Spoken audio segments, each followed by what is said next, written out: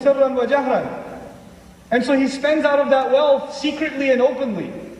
هل يستويان? Are both of these equal? So I'm trying to understand the confusing comparison again.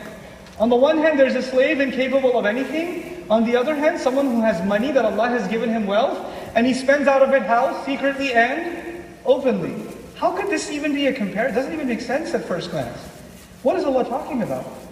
But actually, this is one of the most beautiful examples of correcting the concepts in the minds of Muslims. Here's how it works.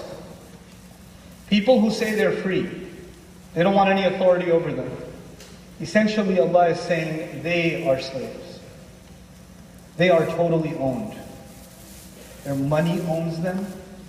Their devices own them. They feel incomplete without buying the iPhone 6. They can't sleep. The video game that they have to beat the record on, they have to beat their time record, their best time. They have to be ranked within the first top 1,000 online. They have to get this many friends on Facebook. This thing takes over their mind. They don't own their devices own them. People have images. They have this guy wants to look muscular. He works out 6 hours a day, checks himself in the mirror, thinks he's still too skinny or too fat or not lean enough, and he's constantly working out. That mirror owns him. That mirror owns him. He doesn't own it. It's taking away all of his free time, everything. There are people who, because of their image or their physique or their social standing, they'll change the way they eat, they change the way they dress, they change everything about themselves. You guys know this about me, but I'll repeat it anyway. When my family first moved to the US, and I went to high school in Forest Hills. Any Forest Hills in the house? There's like one person? MashaAllah. Okay.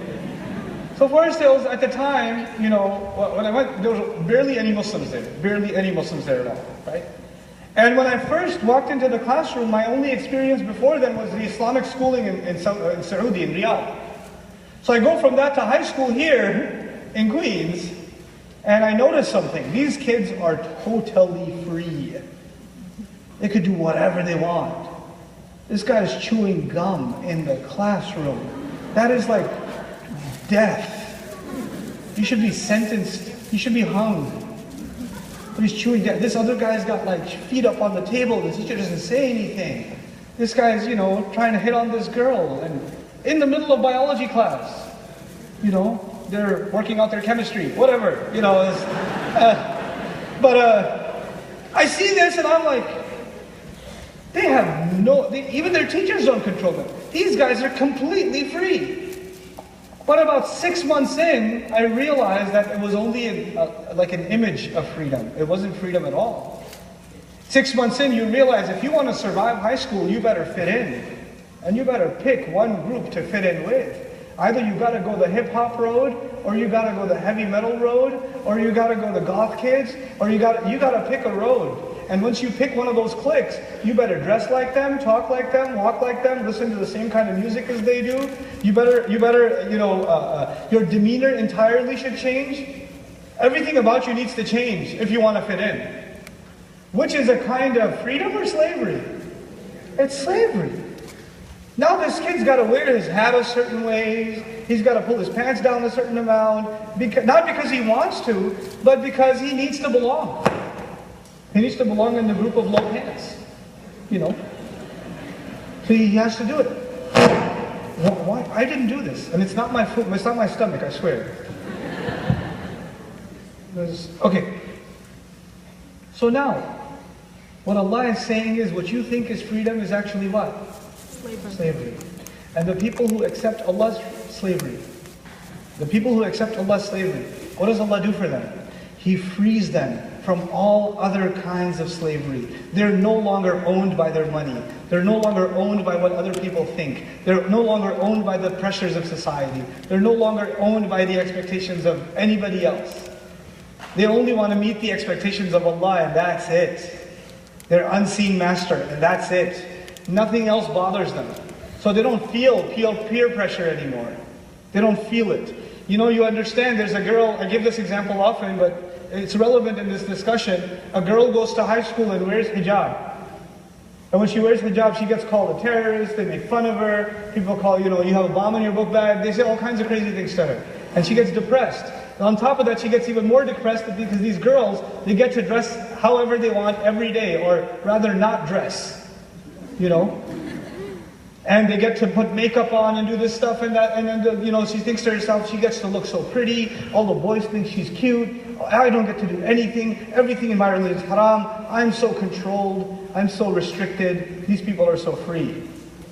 But when her mentality changes, something happens. She walks into the same high school and she realizes these girls are enslaved to their image, and they're enslaved to the compliments they need from boys. So they dress themselves in ways that are humiliating to them, just so somebody could stare at them.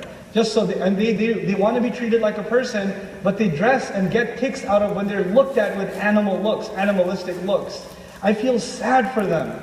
I feel bad that they have to do this and dress like this to get attention. I feel so much better that I only needed to impress Allah and I don't need to do any of it. I've been freed from all of this. All of it. And so what has Allah provided this girl? Allah has provided this girl rizqan hasanan, good rizq.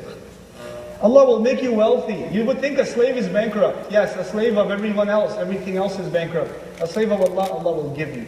Allah will give you and He will give you. And then you get to spend it secretly and openly. By the way, a slave, can he spend the way he wants? No. So Allah is describing the slave of Allah pretty much as someone who's free. Who's free. And He's describing the person who thinks they're free as what? A slave. The next ayah takes this a step further. How He made shadows for you, like the shadow of a mountain falls on you, or the shadow of a tree falls on you. And He made out of the mountains caves for you, where you can hide out and take refuge. So keep in mind, what are the pictures that are being drawn? What was the first picture? Babies. The baby in the belly of the mother. The second picture was a bird in the sky. The third picture was your home. The fourth picture was a tent that you travel with. The fifth picture was animal skin that you use for a coat or a jacket or a shirt. How we use the skins of animals to wrap ourselves. The fifth picture was shadows. Shadows of mountains and trees. The sixth picture was caves. You go into caves, right? These are the different pictures that we're going through right now. I'll show you how they're all connected soon. وَجَعَلَ لَكُمْ سَرَابِيلَ تَقِيكَكُمُ الْحَرِّ. And He made clothes for you that keep you cool in the hot weather. The Arabs dress very heavily, and you would think if it's summer, you should dress lightly. Not in the desert. No, that's not a good idea. You're going to get scorched. You have to dress heavy to stay away from the burning rays of the sun.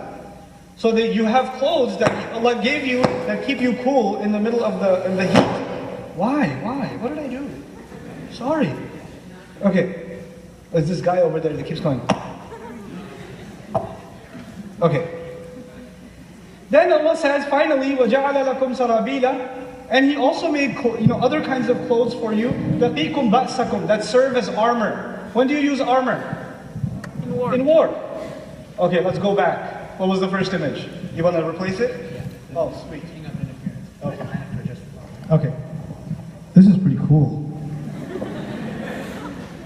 I like it. A tennis ball. Okay. Now I have to speak lower because this is so loud. I'm actually whispering right now. Okay. First image again? Baby. What do you mean you're free? You've never been free. The first prison you were in was the belly of your mother.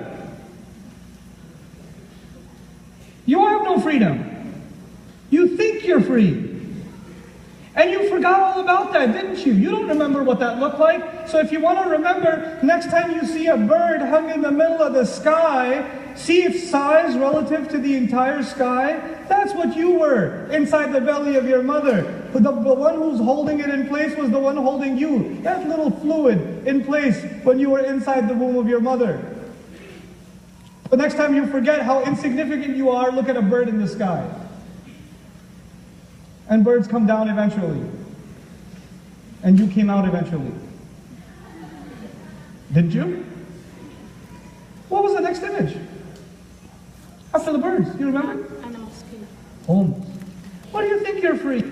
A slave is someone who, or a prisoner, is someone who's caught in something, wrapped up in something, like a cage or a cell, right?